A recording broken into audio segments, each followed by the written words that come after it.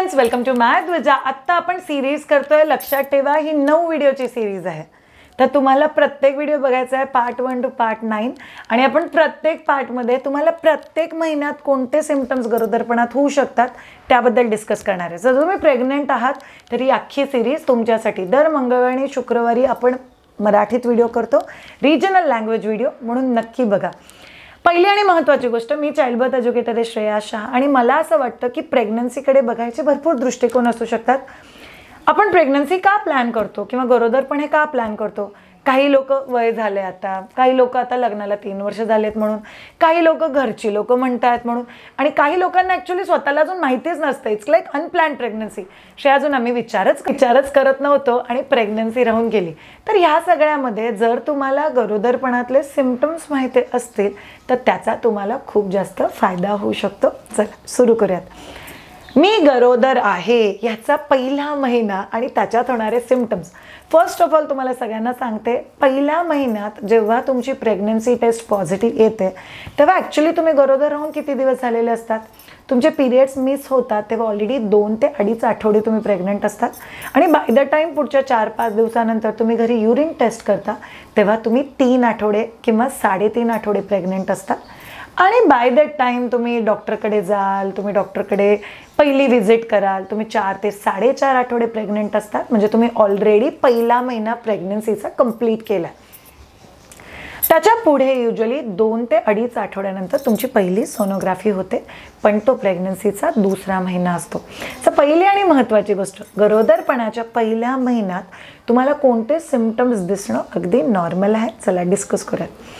Okay, by the way, जर तुम्हाला माझ्याकडून ट्रेन व्हायचं असेल गर्भसंस्कार, लेबर प्रिपरेशन, ब्रेस्ट फीडिंग, तर तुम्ही लोक नक्की www.myadhuja.com ला व्हिजिट करा आणि माझ्याकडून ट्रेन व्हा आणि मायधुजा टीम तुमच्या फिटनेसपासून, तुमच्या डाएटपासून, तुमच्या प्रत्येक गोष्टीची काळजी घेतली जाईल। चला, तुमचा पहिला महिना प्रेग्नन्सीचा, जेव्हा कधी कधी तुम्हाला अजून शुअर नाही आहे प्रेग्नन्सी आहे की नाही, 99% प्रेग्नन्सीच्या पहिल्या महिन्यात तुम्ही अजून बाळाचे हृदयाचे ठोके ऐकलेले नाहीत। कदाचित तुमची डॉक्टरकडे पहिली व्हिजिट झालेली आहे आणि डॉक्टर तुम्हाला असं सांगतात की ठीक आहे बाबा, 1.5 आठवड्यानंतर किंवा 6व्या आठवड्याच्या शेवटी तुम्ही येऊन पहिली सोनोग्राफी करून जावा। पण या 1 महिन्यात तुम्हाला काय काय होऊ शकतो? पहिली आणि महत्त्वाची गोष्ट जी व्हायलाच पाहिजे, तुमची पाळी मिस होणे। सो तुमचे पिरियड्स मिस होतात आणि तुमची प्रेग्नन्सी टेस्ट ही पॉझिटिव्ह येते। तुम्ही घरी युरिन टेस्ट करू शकता। अगदी प्रेग्नन्सी लगेच, आजच पिरियड मिस झाले आणि लगेच कित्येकही वेळा प्रेग्नन्सी जी युरिन टेस्ट असते ती पॉझिटिव्ह येत नाही। तुम्हाला 3 ते 5 दिवस थांबून आयडियली सकाळची पहिली युरिन वापरून चेक करायला पाहिजे, म्हणजे तुम्हाला क्लिअर कन्फर्मेशन लागेल की बाबा दोन्ही लाईनी जर पिंक आल्या आहेत तर प्रेग्नन्सी टेस्ट पॉझिटिव्ह आहे। नाही श्रेया, माझे पिरियड्स आत्ताच मिस झाले तर लगेचच चेक करायचं आहे, तर तुम्हाला आयडियली HCG किंवा आपण प्रेग्नन्सी ब्लड टेस्ट म्हणतो, तुम्हाला लॅबमध्ये जाऊन ब्लड देऊन ब्लड टेस्ट करायला पाहिजे, जेणेकरून कन्फर्म होईल की प्रेग्नन्सी आहे।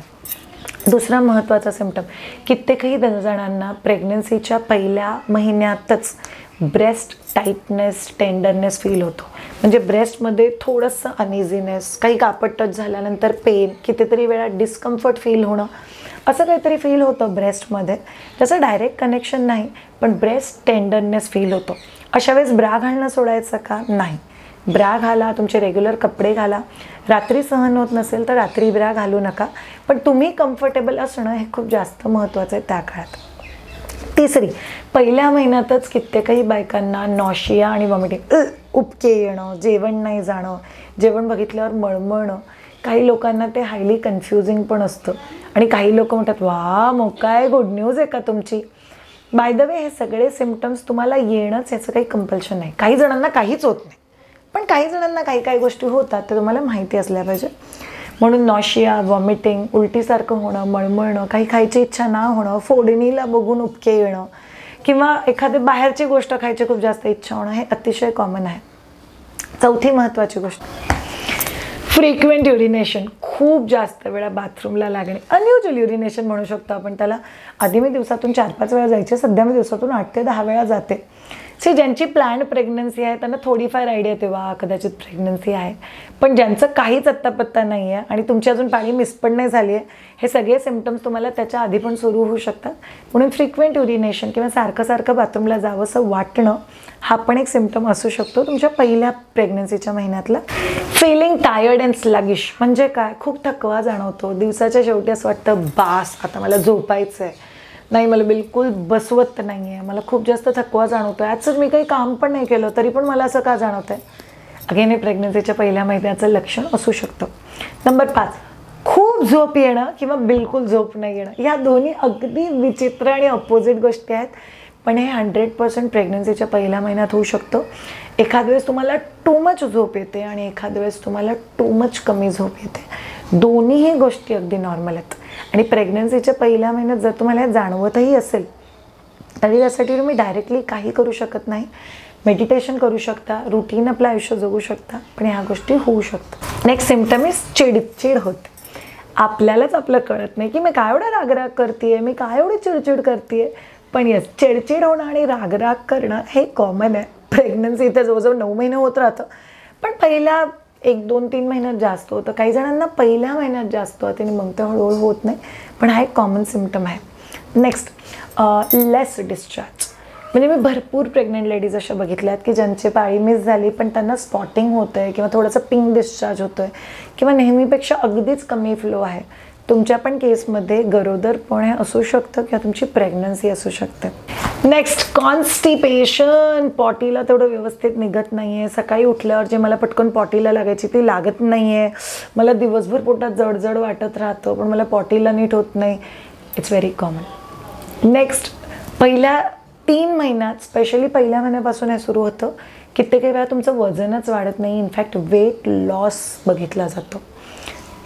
प्लीज घाबरू नका, बाळाला काहीही होणार नाही. तुमचं बाळ हार्डली डाळिंबाच्या दाण्या एवढं आहे, त्यामुळे तुमच्या त्या वेट लॉसने बाळाला कोणताही फरक पडत नाही. पण येस हे कॉमन आहे. त्यामुळे वजनामध्ये होणारे बदल असं धाड करून वजन वाढतं का, येस मी बघितलं आहे काही जणांचं वाढताना, पण मोस्टली पहिल्या 1 महिन्यात, कारण अजून एक कन्फ्यूज स्टेट असते, अजून एवढं माहिती नसतं, तर ते वाटू शकतं. नेक्स्ट व्हेरी इम्पॉर्टंट सिम्पटम जो तुम्हाला स्पेशली पहिल्या महिन्यात जाणवू शकतो तो म्हणजे खूप जास्त राग येणं. जसं मी इरिटेशनबद्दल बोलले तसं सडनली राग येणं, कारण हॉर्मोन्स बॉडीतले चेंज होतात.